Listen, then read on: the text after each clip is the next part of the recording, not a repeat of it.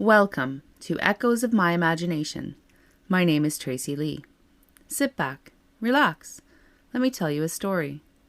Today's story is called The ShellCarver. Let's get into it. There are lifetimes carved into silence, layered like the inside of a shell. This was one. They called her Lunel, born at dawn during a neap tide when the ocean held its breath. She was delivered not in a home, but on the deck of a tide-worn boat during a sudden stillness of wind. No gulls, no waves, just the cry of a newborn and the hush of eternity. Her parents were pearl fishers in the Crescent Shoals, an archipelago of coral-ringed isles where people read weather by the way shells opened in the morning. Lunel's mother swore that the baby didn't cry, but hummed. Lunel grew up barefoot on sand-dusted decks. She learned to paddle before she could walk, to tie kelp knots before she could write.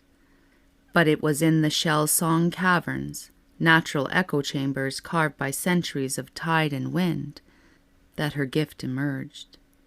She could press her hand to a shell and hear what it had heard. The sound of storms, laughter of sailors, the final gasp of a drowning whale. To others, they were just spiral bones of the sea. To Lunel, they were libraries.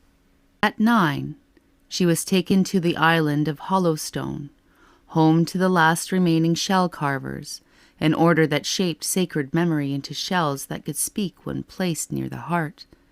Most failed the discipline. It took silence, patience, and a steady pulse. But Lunel excelled. She carved with obsidian shard and coral needle, listened to the shell as much as shaping it. Her first completed carving replayed her father's lost lullaby, one he hadn't sung since her mother had died. He wept for 3 days, then gave her his own carving blade. By 14, Lunel had carved over 60 shells. Each was tuned to a person's inner resonance, responding only when held by the one it matched. One held a warrior's memory of his first kindness. Another sang the lullaby of a girl who had no living relatives.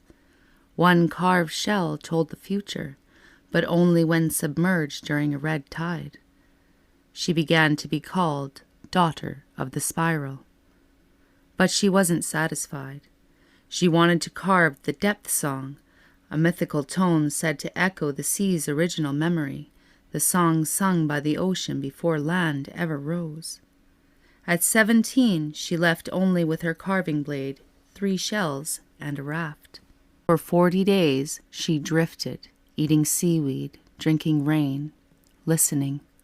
No speech, no music, only current, whale thrum, wind breath. On the 39th night, in the silence before moonrise, she dove. Down, down past the reef and ruined and glowfish and blackness, until even the world seemed to end. And there, in the stillest part of the ocean, she found the unopened shell. The size of her chest, smooth and sealed, yet it vibrated. She pressed her palm to it and heard the first sound. Not a song, not a word, but a pulse. Her heart matched it, and when she surfaced, it was still beating in her.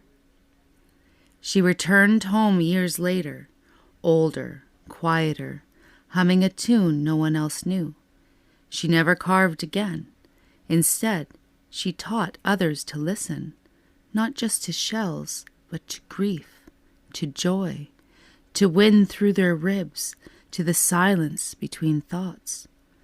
On her deathbed, she handed her blade to a boy who had never spoken out loud. It sang in his palm. And when she died, the tide rose unnaturally high and left behind 1,000 tiny shells along the shore. Each one hummed differently when held. Some say they still do. And that's it for today. Thank you for listening to Echoes of My Imagination. My name is Tracy Lee. Don't forget to subscribe, share, and follow. And I'll catch you next time.